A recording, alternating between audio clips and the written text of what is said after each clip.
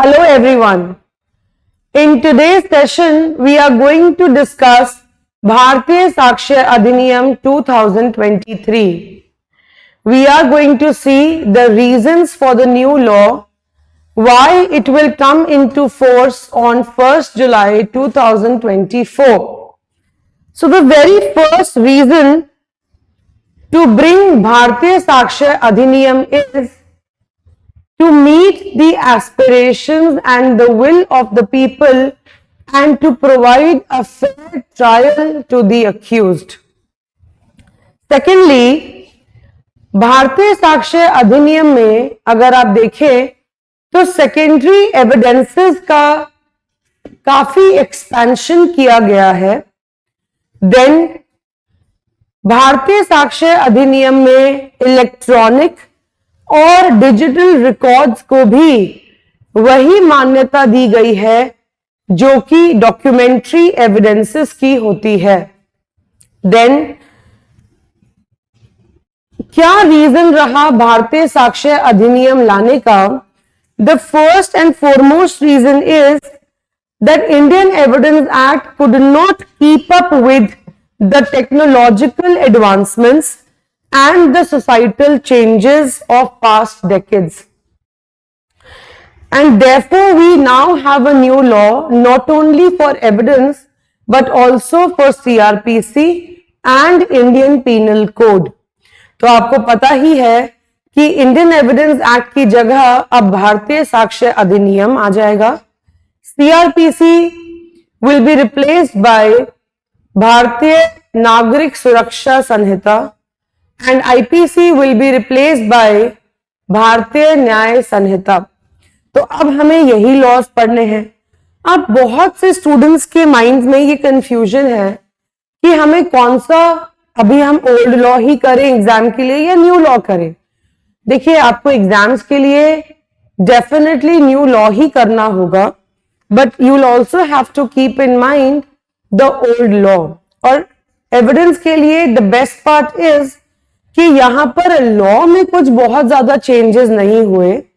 आज मैं आपको क्या चेंजेस हुए सेक्शन नंबर्स में और लॉ में कहां चेंजेस हुए हैं ये बताऊंगी इस वीडियो में. पर उन चेंजेस को हम डिटेल में डिस्कस करेंगे नेक्स्ट वीडियो में. तो अगर आप देखें, मैंने आपको अभी क्लियरली बताया कि भारतीय साक्ष्य अधिनियम को लाने का जो पर्पस है वो कहीं ना कहीं काइंड्स ऑफ एविडेंसेस के एम्बिट को वाइडन करना है. और क्योंकि टेक्नोलॉजिकल एडवांसमेंट्स इतनी हो चुकी हैं, to keep up with the technological advancements we have this new law now, right. तो आप देखिए, अगर आपके पास पुराना एक्ट है और नया एक्ट है, आप उसे सामने ओपन करिए and you will see that the new act now has 170 sections. पहले ये सेक्शंस थे सिर्फ 169, 167 थे पहले, 170 अब है. 170 भी रिपील एंड सेविंग्स का सेक्शन है. So in a way 169 sections है which are effective. And if you see, यहां पर इंडेक्स में ही आपको चेंजेस नजर आएंगे. मैं आपको ओल्ड लॉ में क्या था और न्यू लॉ में क्या है वो चेंजेस बता रही हूं. जैसे section 1 short title extent and application था, कमेंसमेंट था हमारा सेक्शन 1. लेकिन अब प्रेजेंट एक्ट में short title, application and commencement is now what we see in section 1. Section 2 हमारा रिपील्ड था ओल्ड एक्ट में, लेकिन न्यू एक्ट में सेक्शन 2 में ही इनकॉर्पोरेट कर दी गई है वो सारी डेफिनेशंस जो section 3 and 4 of old law में मेंशन थी. तो जहां आपका section 4 of old law presumptions की बात करता था, वही सारी प्रिजम्पशंस अब सेक्शन 2 में ऐड कर दी गई हैं. So now in place of 4 sections, we have 2 sections. Section 1 talks about short title, application and commencement, and now section 2 has all the definitions जो हमारी सेक्शन 3 एंड 4 में ओल्ड एक्ट में contain थी. अगर आप देखें, अब हमारा रेलेवेंसी ऑफ फैक्ट्स का जो चैप्टर है, जो ओल्ड एक्ट में सेक्शन 5 to 55 रन करता था, now it runs from section 3 to 50. So the golden rule of evidence law, the first golden rule of evidence law, that is, evidences must be given of the fact in issue and the relevant facts, is now there in section 3 of evidence of भारतीय साक्ष्य अधिनियम. और यहां पर भी यही लिखा है. लॉ में देखिए कुछ बहुत ज्यादा चेंजेस नहीं है, यहां पर सेम वर्डिंग्स यूज की गई है. जहां जहां एक्ट लिखा हुआ था वहां पर अब उसे हटाकर अधिनियम ऐड कर दिया गया है. अगर आप देखें डॉक्यूमेंट की डेफिनेशन, तो डॉक्यूमेंट की डेफिनेशन में एक इलस्ट्रेशन हटा दी गई है. तो अब 4 इलस्ट्रेशंस हैं, पहले ये 5 इलस्ट्रेशंस हुआ करती थी. ठीक है, तो गोल्डन रूल क्या हुआ? Evidences may be given of the fact in issue and the relevant facts. The second golden rule says that the best evidence must be given in all cases. तो ये रूल हमारा section 91 and 92 of the old act था, और ये अब हमारा section 94 and 95 में contained है. तो क्योंकि सेक्शंस की नंबरिंग में बहुत मेजर चेंजेस बस 1-2 सेक्शंस ही ऊपर नीचे हुए हैं, और जो कंटेंट है even that has not been drastically changed. लेकिन जैसे मैंने आपको कहा, सेकेंडरी एविडेंसेस को एक्सपैंड कर दिया गया है और डॉक्यूमेंट्री एविडेंसेस में ही इंक्लूड कर दिए गए हैं electronic and digital records. Correct. So please see, यहां पर आप देखिए, you can keep marking in your barracks also. Earlier chapter 2 of Indian Evidence Act was included there in part 1 of evidence. लेकिन अब क्या हुआ है, अब पार्ट 2 में चैप्टर 2 बना दिया गया है, एंड चैप्टर 2 की हेडिंग वही है, and that is relevancy of facts which runs from section 3 to 50. यहीं पर हम डिस्कस करते हैं द कनेक्टेड फैक्ट्स. पहले हम पढ़ाते हुए बताते थे कि कनेक्टेड फैक्ट 6 से लेके 16 तक हैं, लेकिन अगर आप भारतीय साक्ष्य अधिनियम में देखें तो यहां पर अब सेक्शन 4 से लेके 14 तक ये हेडिंग बना दी गई है क्लोजली कनेक्टेड फैक्ट्स की. Right. So now this act is now more expressive in the manner कि यहां पर अब आपको हर बारीक डिटेल का ध्यान रखा गया है. जो पहले थ्योरी में पढ़ाया जाता था वो अब आपके बेयर एक्ट में भी इनकॉर्पोरेटेड है. एडमिशंस एंड कन्फेशंस, कन्फेशंस के सेक्शंस को क्लब कर दिया गया है. जैसे अब कन्फेशंस के जो सेक्शंस हैं वो 22 से लेकर 24 तक है, ओनली 3 सेक्शंस. लेकिन अगर आप ओल्ड एक्ट में देखें तो ये सेक्शंस 24 से 30 तक थे, तो इन्हें भी क्लब कर दिया गया है. Then statements by person who cannot be called as witnesses, dying declaration, as you all know, it was there in section 32 subsection 1, but now it is there under section 26 of the act. ऐसे ही changes हुए हैं section wise, क्योंकि confession के sections club हो गए, क्योंकि section 3 and 4 को club करके सेक्शन 2 में लिख दिया, तो अब हमारे रेलेवेंसी ऑफ फैक्ट के सेक्शन 50 पर ही समअप हो गए. तो आप देखो 5 सेक्शंस तो यही कम हो गए हमारे. तो 3 to 50 now we talk about relevancy of facts. Talking about the next chapter, when you have determined which facts are relevant, you have to prove the same, and they are to be proved with the help of the best evidences. फिर हमारा part 3 शुरू हो जाता है भारतीय साक्ष्य अधिनियम में, which is on proof, and chapter 3 talks about facts which need not be proved. Now see, these are on the same lines. 51, 52 and 53 same है जैसे 56, 57, 58 थे. ठीक है, तो मैं आप लोगों के लिए एक टेबल बना रही हूं जहां पर हमारे पहले ओल्ड सेक्शंस जो है वो बता रही हूं, और वहीं पर मैं मेंशन कर दूंगी कि आपके न्यू सेक्शंस क्या हैं. करेक्ट. सो सी,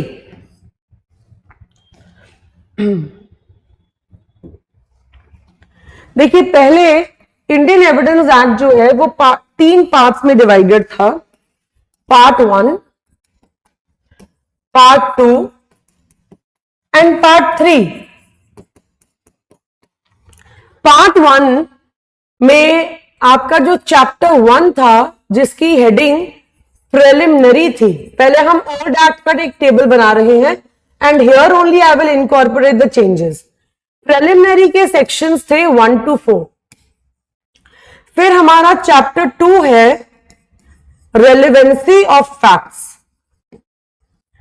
और रेलेवेंसी ऑफ फैक्ट्स के सेक्शंस आप देखिए ये रन करते हैं सेक्शन 5 से 55 तक, ठीक है, 5 to 55। पार्ट 2 में हमारा चैप्टर 3 है विच वॉज पार्ट 2 की हेडिंग है ऑन प्रूफ, और यहां पर पार्ट 1 की हेडिंग है रेलेवेंसी ऑफ फैक्ट्स। चैप्टर 3 की हेडिंग है facts which need not be proved. जो 56 से लेकर 58 तक रन करते हैं। Chapter 4 talks about oral evidence, 59 and 60। Chapter 5 documentary evidence, जो 61 से लेकर 90A तक है। And chapter 6 talks about of exclusion of oral by documentary evidence, और ये रन करता है 91 से 100 तक। करेक्ट, ये अभी मैं इंडियन एविडेंस एक्ट ही बना रही हूं आपके लिए। फिर पार्ट 3 देखिए, पार्ट 3 की हेडिंग थी of the production and effect of evidence, और यहां चैप्टर 7 से हम शुरू करते हैं विच starts with burden of proof, और ये रन करता है सेक्शन 101 से 114A तक। Correct. Chapter 8 talks about estoppel and this runs from 115 to 117. Chapter 9 talks about of witnesses, 118 to 134. Chapter 10 examination of witnesses, और ये हमारा करता है रन 135 से 166। और फिर chapter 11 the last chapter and the last section of Indian evidence act, जो बात करता है no new trial for improper admissions and rejection of evidences. तो ये आपके इंडियन एविडेंस एक्ट का लेआउट है, ठीक है। अब इसमें क्या चेंजेस हुए वो मैं आपको बता रही हूं भारतीय साक्ष्य अधिनियम 2023 के अकॉर्डिंगली। करेक्ट। तो यहां पर I will make the changes with the red pen, तो आप अपने पुराने बेयर एक्ट में चेंजेस कर लीजिए जैसे मैं यहां कर रही हूं। देखिए पार्ट 1 सेम है, लेकिन रेलेवेंसी ऑफ फैक्ट्स अब हेडिंग हटा दी गई है। चैप्टर 1 प्रिलिमिनरी ही है हेडिंग, सेक्शन यहां पर 1 to 2 है। करेक्ट। फिर यहां पर जो ये चैप्टर 2 है ना, यहीं पर पार्ट 2 इंट्रोड्यूस कर दिया गया। The heading remains the same, please see. और ये जो सेक्शंस हैं ये रन अप करते हैं क्योंकि 2 के बाद सीधा 3 है, 3 to 50 से 50 तक, फ्रॉम सेक्शन 3 to सेक्शन 50। मैंने आपको अभी बताया section 5 laid down the golden rule, तो अब आपका गोल्डन रूल सेक्शन 3 में है। और जो बाकी है, देखिए यहां पर बाकी सब हेड भी आप बना सकते हैं। 4 से लेके 14 तक 3 में हो गया आपका गोल्डन रूल। 4 से 14 में आपके हैं connected facts, closely connected facts, जहां पे हम सारे सर्कमस्टेंशियल एविडेंसेस यानी कि res gestae, motive, preparation, conduct, occasion, cause, effect, ये सब डिस्कस करते हैं। ये सब डेल्ट है 4 से 14 में। फिर आता है आपका admissions, which runs from section 15 to section 21. Please see, section 15 से लेकर 21 तक, और हम एडमिशंस के साथ यहीं पर ही 25 भी पढ़ेंगे, जहां 25 में लिखा है एडमिशंस में act as estoppel but they are not conclusive proof. फिर कन्फेशंस हमारा रन करता है 22 से 24। अगर आप ऐसे लॉट्स बनाकर करेंगे तो आपके लिए बहुत आसान हो जाएगा। फिर यहां पर statements by persons who can be, तो आप ऐसे ही सब हेड देखकर अपना एक पूरा चार्ट यहां पर बना सकते हैं अप टू सेक्शन से 50। ठीक है, ये है कैरेक्टर व्हेन रेलेवेंट के सेक्शंस हैं 46 से लेकर 50 तक। तो आप इसको ऐसे ही कंप्लीट कर लेना, राइट। फिर हमारा जो पहले पार्ट 2 था वो अब हमारा बन गया पार्ट 3। देखिए, heading remains the same on proof, chapter number remains the same, part chapter 3 देखो सेम है, हेडिंग भी सेम है, facts which need not be proved, पर इसके सेक्शंस अब बदल गए और अब ये हो गए हैं 51 से 53 तक, ये चेंज हो गया। बैरक के अंदर तो हम नेक्स्ट सेशन में डिस्कस करेंगे, आज हम पहले इंडेक्स देख रहे हैं एक बार। ओरल एविडेंस हेडिंग सेम है, चैप्टर सेम है, सिर्फ यहां सेक्शंस चेंज हो गए 54 से 55।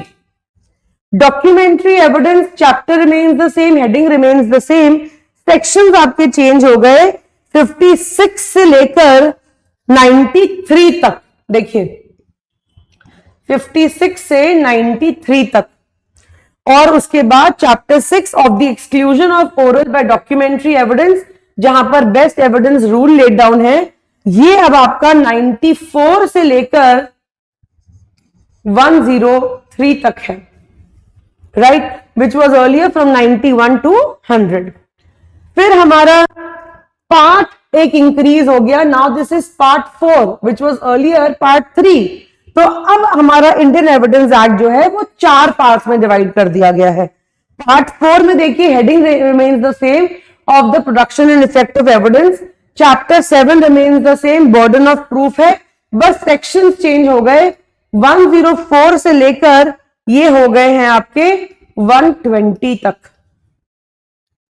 एस्टॉपल सेम है, हेडिंग सेम है, चैप्टर सेम है, सेक्शंस डिफरेंट हो गए 121 से लेके 123 तक, राइट। विटनेसेस सेम है, चैप्टर नंबर सेम है, सेक्शंस यहां भी बदल गए 124 से लेकर 139 तक।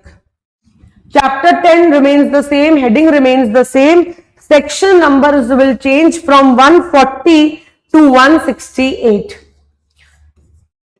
आप देख रहे हो प्लस माइनस ही है, कुछ नंबर्स बस 2, 3, 4 ऐसे ही है।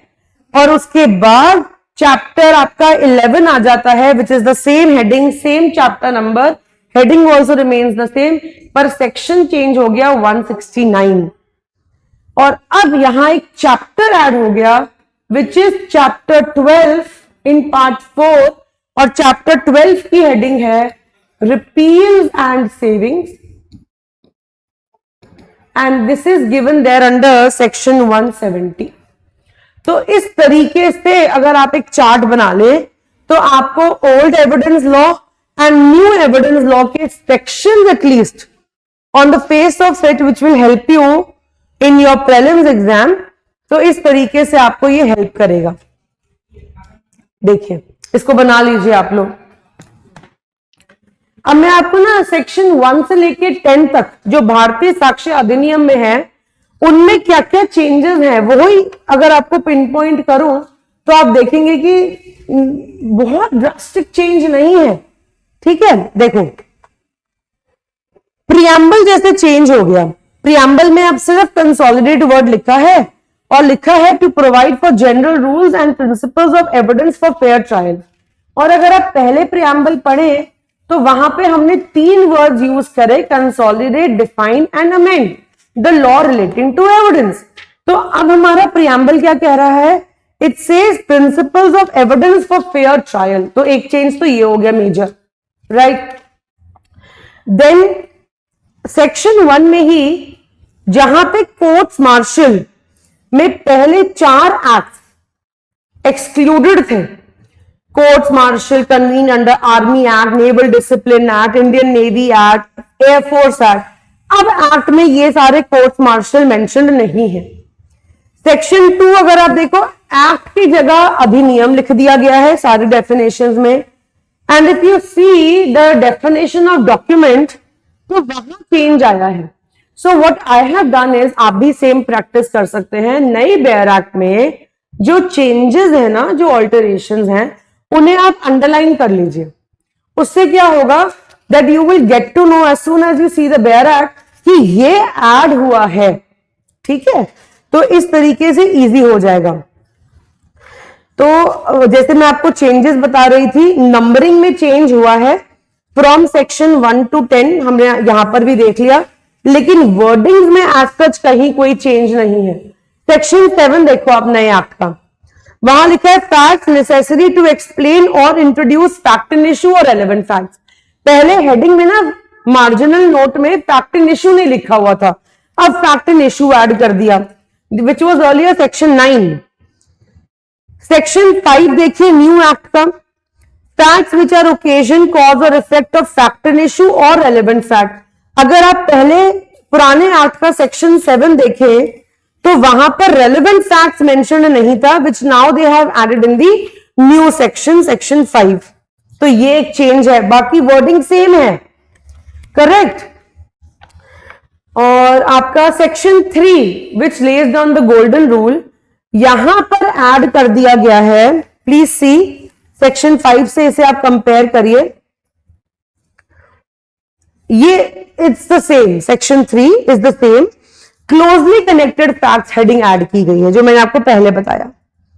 और यहां पर एक डेफिनेशन देखो सबसेक्शन 2 में ऐड की गई है कि जो भी वर्ड्स सीआरपीसी में, यानी कि भारतीय नागरिक सुरक्षा संहिता में या भारतीय न्याय संहिता में है, वही सेम मीनिंग्स उनको यहां पर दिया जाएगा। So this was not earlier mentioned in the act, so this is a change. Evidence की डेफिनेशन में चेंज आया है, जहां हम ओरल एविडेंस या डॉक्यूमेंट्री एविडेंस की बात करते हैं, राइट। अच्छा, डॉक्यूमेंट में एक इलस्ट्रेशन ऐड की गई है, इलस्ट्रेशन 6, जहां पे records on email, server logs, documents on computers, laptop, as I have told you कि टेक्नोलॉजिकल एडवांसमेंट्स को ध्यान में रखकर इस ऐड में चेंजेस किए गए हैं। तो आज आप इतना देखिए, इतना समझिए। Please see the index of the old law and the new law, compare these two, and then we will get on to the changes which have been made in the sections of Bharatiya Sakshya Adhiniyam. Correct? We'll see what all has been incorporated in the Act, and we'll see the changes which have been made to Indian Evidence Act, and a new law, Bharatiya Sakshya Adhiniyam, has been made. So we'll discuss this in the next session. Thank you so much.